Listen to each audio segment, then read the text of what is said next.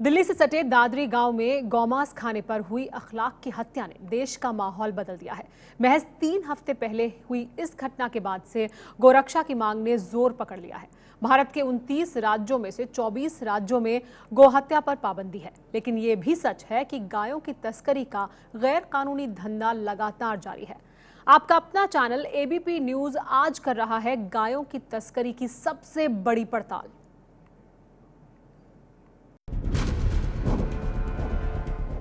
शिमला से करीब 125 किलोमीटर दूर हिमाचल प्रदेश के सिरमौर जिले के नाहन में गाय तस्करी के आरोप में भीड़ ने एक शख्स की पीट कर हत्या कर दी।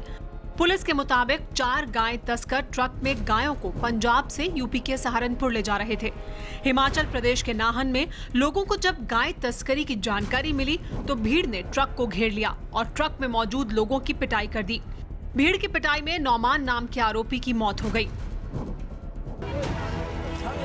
महज 4 दिन बाद उत्तर प्रदेश की राजधानी लखनऊ से 130 किलोमीटर दूर बहराइच की ताजा तस्वीरें भी गौ तस्करी से जुड़ी हुई हैं। बहराइच जिले के थाना रामगांव इलाके में चोरी से गौवंश की सप्लाई का गोरख धंधा चलाने वाले 2 आरोपियों को गांव वालों ने पकड़ लिया। उनके पास से गोवंश से जुड़े अवशेष बरामद होने के बाद गुस्सा भड़क गया। दोनों तस्करों को पेड़ से बांधकर पीटा गया।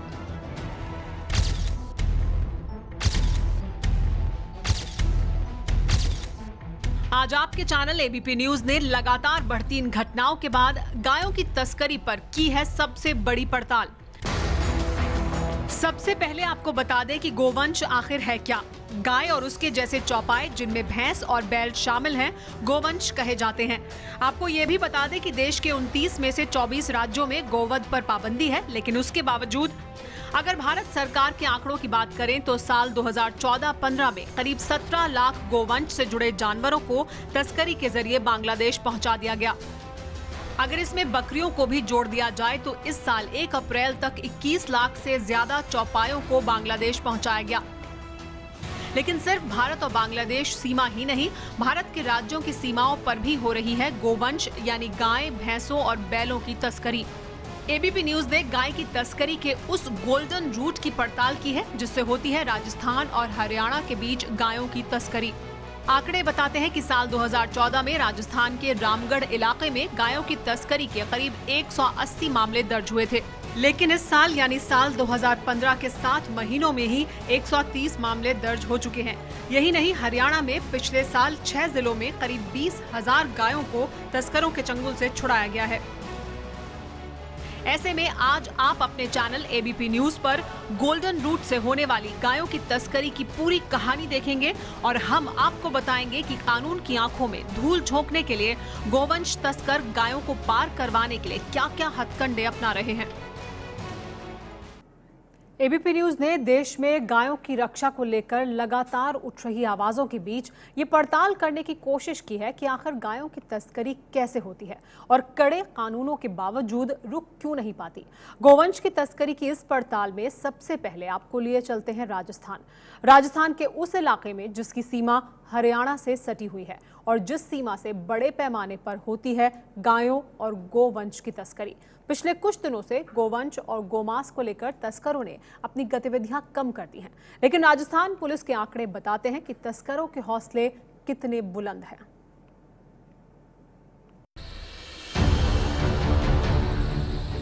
ये तस्वीरें राजस्थान हरियाणा सीमा पर मौजूद भरतपुर की हैं, जहां गायों की तस्करी के शक में एक गाड़ी को खुद को गोरक्षा कार्यकर्ता कहने वाले लोगों ने आग के हवाले कर दिया था। ये तस्वीरें आपके चैनल को उन्हीं स्वयंभू गोरक्षा कार्यकर्ताओं की टीम ने मुहैया करवाई थी, जिनमें गायों को बचाने की पूरी घटना कैद थी। 6 अक्टूबर को मिले इस वीडियो के बाद आपके चैनल ने राजस्थान के भरतपुर के पास अलवर इलाके में गायों की तस्करी की पूरी पड़ताल की है।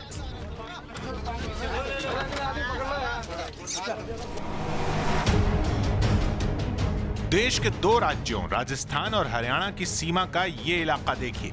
राजस्थान के भरतपुर और अलवर जिले की वही सीमा है जहां धड़ल्ले से होती है गायों और गोवंश की तस्करी, और इसी इलाके के गांवों से होकर हरियाणा के गांव में पहुंचने वाले रास्ते को माना जाता है गायों की तस्करी का गोल्डन रूट। अलवर और भरतपुर के गोवंश तस्करों को राजस्थान के उस कड़े गोरक्षा कानून की भी परवाह नहीं है जिसके तहत उन्हें 5 साल की जेल और 30,000 का जुर्माना भी भुगतना पड़ सकता है। खुद पुलिस से सुनिए कानून क्या है। सर, क्या मैं गाय खरीदता हूँ और उसके बाद मैं अगर उसको ले जाना चाहूँ दूसरे स्टेट में, उसके लिए एक परमिशन होती है, टीपी होती है, जो नगर परिषद या जो अथॉरिटी है वो उसको जारी करती है। यदि किसी के पास में अथॉरिटी से जारी किया हुआ टीपी है तो कोई दिक्कत नहीं है। काफी मुकदमे बनाए, पिछले साल हमने 180 मुकदमे बनाए थे और अभी तक हम लोग करीब 130 मुकदमे बना चुके हैं। उसमें करीब हमने 1500 के आसपास में गायों को हमने मुक्त करवाया है। अलवर के एडिशनल एसपी पारस कुमार भी मानते हैं कि तमाम कोशिश भी गायों की तस्करी रोक नहीं पा रही है। अलवर की जो क्राइम में एक जो विशेष बात है वो गौ तस्करी की बात है। गौ तस्करी की यहाँ पे भारी समस्या है। यहाँ से हरियाणा में एंट्री पॉइंट है जो यहाँ से, या भरतपुर, ये 2 खास करके जिले हैं जहाँ से गौ तस्करी होती है। हम लोग गौ तस्करी के लिए हमने विशेष इंतजाम किए हुए हैं। जहाँ जहाँ से गौ तस्कर निकलते हैं वहाँ पे स्पेशल चौकी बना रखी है, नाइट पेट्रोलिंग करते हैं और मुखबिर मामूल कर रखे हैं ताकि हम लोगों को इन्फॉर्मेशन मिल जाए। लेकिन उसके बावजूद भी खैर गौ तस्करी होती है। एक तरफ पुलिस नाकाम साबित हो रही है तो ऐसे माहौल में अलवर के विधायक ज्ञानदेव आहूजा ने अपनी टीमें बनाकर गोरक्षा का काम हाथ में लेने का दावा किया है। एमएलए ज्ञानदेव भी मानते हैं कि कानून और उनके कार्यकर्ताओं की टीम की कोशिश के बावजूद हालात नहीं सुधर रहे हैं। इस बार जो हुआ है, इस समय जो हो रहा है वो इस क्षेत्र की बजाय बिबरानी और बहरोड होकर के और नदी में से, सावी नदी में से होकर के गौ तस्करी वो करते हैं, तिजारा भवड़े। इधर घटना कम हुई, इधर गौ तस्करी गौकशी घटना हम लोगों ने क्योंकि पाबंदी ज्यादा की तो कम हुई, तो तिजारा किशनगढ़ की साइड में कुछ ज्यादा हुई और सारे खुर्द करके गांव है उसके पहाड़ों में। और हरियाणा का बॉर्डर जो सोना तावड़ू का बॉर्डर है, फिरोजपुर का बॉर्डर है, वो तिजारा से भी लगता है। उधर गौ तस्करी गौकशी ज्यादा होने लगी। आपके चैनल ने अलवर जिले के रामगढ़ इलाके में पहुंचकर ये जानने की कोशिश की कि आखिर पुलिस और बीजेपी नेता की अगुवाई में स्वयंभू गोरक्षा कार्यकर्ताओं की दोहरी कोशिश भी गायों की तस्करी को क्यों नहीं रोक पा रही है। अलवर जिले के मेवात इलाके से गौ तस्कर गौवंश को हरियाणा तक पहुंचाने के लिए कुछ इस तरीके के रास्तों का इस्तेमाल करते हैं। इस वक्त मैं खड़ा हूं यहाँ डोली गांव में और इस डोली गांव के खेतों के बीच में से जाने वाला ये रास्ता इनके लिए बेहद महफूज रास्ता माना जाता है। लेकिन गौ रक्षक दल से जुड़े हुए तमाम कार्यकर्ता रात दिन इन पूरे रास्तों पर निगरानी बनाए रखते हैं। रास्ता रोककर एक तरीके से चौकी की शक्ल दे दी जाती है और ऐसे में यहाँ से गुजरने वाले गौ तस्करी से जुड़े वाहनों को रोका जाता है और पुलिस को सूचना दी जाती है। ये सड़क अगर देखी जाए जो पूरी तरह से कच्ची है लेकिन गांव के बीच में से निकलकर सीधा खेड़ी तक पहुंचती है और उसके आगे तक का सफर हरियाणा तक पहुंचने का गौ तस्करों के लिए इसी रास्ते के जरिए सुगम बनता है। इस वक्त भी गौ रक्षा से जुड़े हुए कुछ कार्यकर्ता यहाँ मौजूद हैं जिन्होंने मोटरसाइकिल और पत्थरों के जरिए इस रास्ते को रोका है।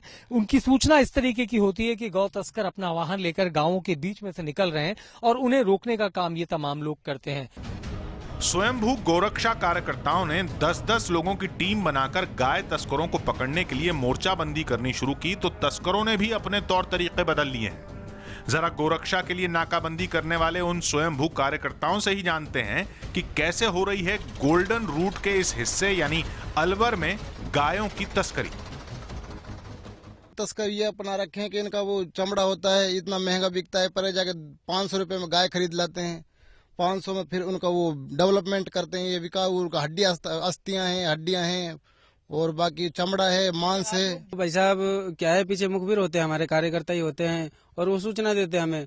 और उस गाड़ी की आवाज अलग ही होती है, पैनी आवाज होती है गाड़ी की, तो पता लग जाता है। वो डीजल और पेट्रोल से मिक्स होती है तो आवाज ऑटोमेटिक गाड़ी की बजा जाती है, तो पता लग जाता है गाड़ी है। अपने तरीके से लेके जाते हैं। पहले ये लोग लेके जाते थे तो गाड़ियों में रख के, तो वो पीछे क्या है कि जैसे बाथरूम वगैरह करती हैं तो यूरिन वगैरह उससे टपकता हुआ नजर आ जाता था हम लोगों को, तो हम पता लगा लेते थे फट्टा और तिरपाल होने के बाद भी कि इसके अंदर गोवंश है। अब इन्होंने चेंज कर दिया, उसके अंदर मिट्टी डाल देते हैं, बूढ़ा पहले वैसे डाल देते हैं, जो भी वो मतलब बाथरूम वगैरह करें तो उसको सोख लेता है।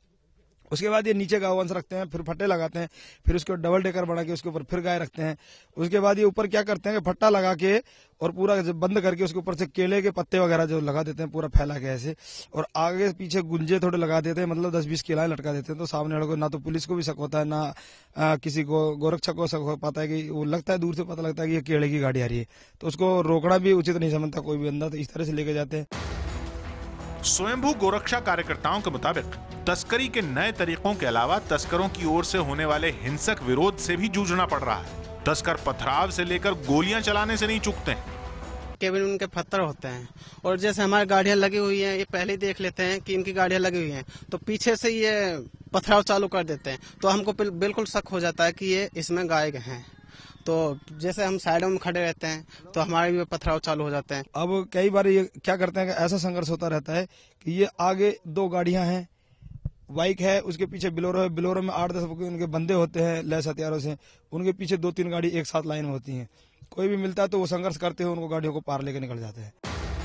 गोरक्षा के लिए लगी टीमों का दावा है कि वो रात भर जागकर पहरा देती हैं, लेकिन अगर तस्करों को भनक लग जाए तो तस्कर रास्ता बदल लेते हैं और फिर उन्हें रोकना मुमकिन नहीं होता। ये क्या है, रास्ते बदल लेते हैं। जैसे हमने इस रास्ते में अपनी गाय को छुड़वा लिया, गाड़ी को पकड़ लिया, तो ये रास्ते चेंज कर लेते हैं, अगली बार दूसरा रास्ता चेंज कर लेते, क्योंकि इनके पास में बाइक वाले भी होते हैं जो पहले चलते रहते हैं। दूसरी तरफ अलवर पुलिस का कहना है कि उसने तस्करी के लिए कोई नई चौकी तो नहीं बनाई है, लेकिन संवेदनशील चौकियों पर निगरानी बढ़ा दी है। देखिए, अगर हम कहें कि आपने खासतौर पर गौ तस्करी रोकने के लिए नहीं, स्पेशल चौकियां केवल गौ तस्करी रोकने के लिए, लेकिन जो चौकियां मृतप्राय पड़ी हुई थी उनको रिवाइव किया है ताकि इस तरह की वारदातें नहीं हो पाए। गौ तस्कर हर रोज गायों को यहाँ से बाहर भेजने के लिए नए तरीके अपनाते हैं। कभी एम्बुलेंस के जरिए गायों को ले जाया जाता है, तो कभी केलों के ट्रक के नाम पर ऊपर त्रिपाल ढक दिया जाता है और केलों के पत्ते से ट्रक को ढका जाता है और अंदर भरा जाता है गौवंश। ये तमाम गौरक्षक कार्यकर्ता चाहते हैं कि गायों की तस्करी को रोका जाए, इसलिए दिन रात ये इन रास्तों पर नाकाबंदी करते हैं। लेकिन अलवर के खुद पुलिस के आंकड़े बताने के लिए काफी हैं कि इस इलाके में गौ तस्करी जोरों पर है। जहां पिछले साल कुल 181 मुकदमे दर्ज हुए थे, वहां अब तक यानी कि कुल 8 महीने के भीतर ही 7 महीने के भीतर ही अब तक 130 से ज्यादा मामले दर्ज किए जा चुके हैं। पुलिस पीछा करती है, लेकिन गौ तस्कर हर रोज एक न एक नया तरीका निकालकर पुलिस को चकमा देने में कामयाब हो जाते हैं। ये सिर्फ एक जिले की कहानी नहीं है। गायों की तस्करी के गोल्डन रूट पर मौजूद अलवर से ही सटा जिला है भरतपुर, जहां गायों की तस्करी के मामले बढ़ रहे हैं। पुलिस के मुताबिक साल 2014 में भरतपुर में गोवंश और गायों की तस्करी के 97 मामले दर्ज हुए थे, लेकिन इस साल यानी साल 2015 के सितंबर महीने तक ही 111 मामले दर्ज हो चुके हैं। पिछले साल गायों की तस्करी के 160 आरोपियों को गिरफ्तार किया गया था, लेकिन इस साल के पहले 7 महीनों में ही 173 लोग गिरफ्तार हो चुके हैं। पुलिस के मुताबिक पिछले साल करीब 1700 गोवंश से जुड़े जानवर तस्करों से छुड़ाए गए थे, लेकिन साल 2015 के सितंबर महीने तक 3000 गोवंश से जुड़े जानवरों को छुड़ाया जा चुका है। ये आंकड़े बताते हैं कि गायों की रक्षा के लिए कानून और समाज दोनों की कोशिश तेज हुई है, लेकिन इन्हीं आंकड़ों से यह अंदाजा भी होता है कि राजस्थान के भरतपुर और अलवर में गायों की तस्करी दरअसल एक बड़ा धंधा बन चुका है।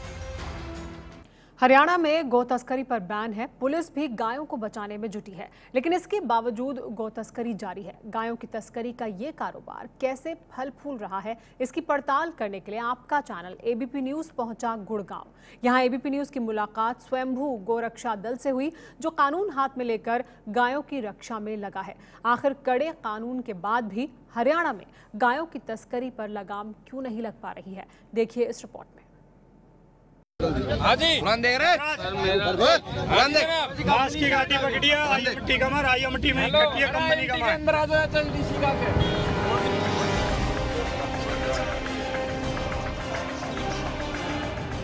ये तस्वीरें थोड़ी पुरानी जरूर हैं, लेकिन गायों की तस्करी का पूरा सच बयां कर रही हैं। यहाँ पर आपका चैनल ये साफ कर देना चाहता है कि ये वीडियो हमारा नहीं है, बल्कि गोरक्षा दल नाम के एक संगठन की तरफ से जारी किया गया है। घास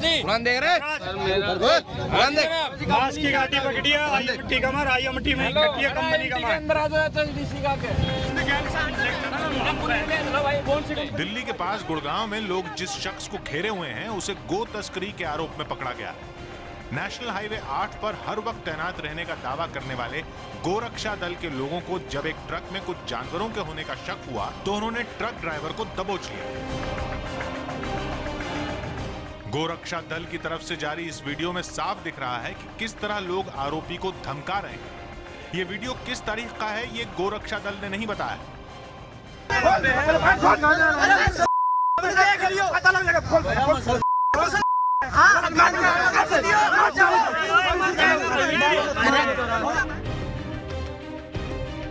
हंगामा बढ़ता देख पुलिस मौके पर पहुंची और लोगों के चंगुल से इसे बचाकर ले गई।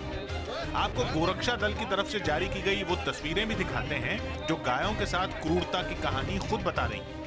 गायों के साथ बेरहमी की ये तस्वीरें देखिए, किस तरह ट्रकों में इन्हें ठूस ठूस कर ले जाया जाता है।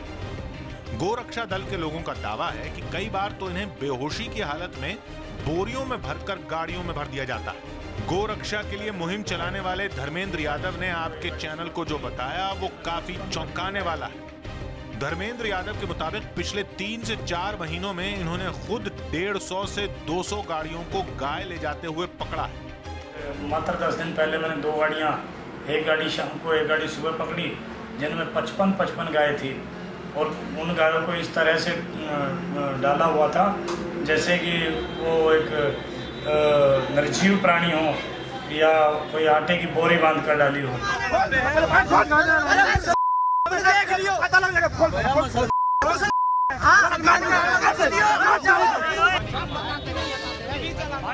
गुड़गांव पुलिस के मुताबिक जब इन्हें इस तरह की कोई जानकारी मिलती है तो वो तुरंत मौके पर पहुंचकर कार्रवाई करते हैं। ज़्यादातर ये वाक़यात जो है नेशनल हाईवे पर हो रहे हैं और वो out of state, out of district से पशु तस्कर पशु ला रहे हैं और जो भी संज्ञान में आते हैं उनको पकड़कर मुकदमा दर्ज कर दिया जाता है और गायों को गौशाला की सुरक्षा में पहुंचा दिया जाता है। गोरक्षा दल का दावा है कि इनके लोग दिन रात गायों को बचाने के लिए गुड़गांव और उसके आसपास के इलाके में तैनात रहते हैं। कई बार तो इन्हें गो तस्करों की तरफ से होने वाले हमलों से भी 2-4 होना पड़ता है। गोरक्षा दल ने इसके लिए सबूत के रूप में एक वीडियो भी पेश किया जिसमें पुलिस ने उस ड्राइवर को पकड़ा है जिसने इन पर गाड़ी चढ़ा दी थी और जान से मारने की कोशिश की। ये घटना किस तारीख की है ये तो गोरक्षा दल के इस वीडियो में साफ नहीं हो पा रहा है, लेकिन ड्राइवर अपना गुनाह जरूर कबूल रहा है। तुमने गाड़ी में टक्कर मारी? हाँ जी। मारी? हाँ जी। किसने मारी? ड्राइवर ने? हाँ जी। और टक्कर मार के तुमने गोली भी चलाई है? हाँ जी। कितनी गोली चलाई? 3 गोली। तीन किस लिए चलाई? भग जा। हाँ। लेकिन बड़ा सवाल यह है कि राजस्थान और गुजरात से आने वाले इन ट्रकों को बीच में ही क्यों नहीं पकड़ा जाता है। सैकड़ों किलोमीटर बेरोक-टोक सफर करने के बाद गुड़गांव में गो तस्करों की पोल खुलती है।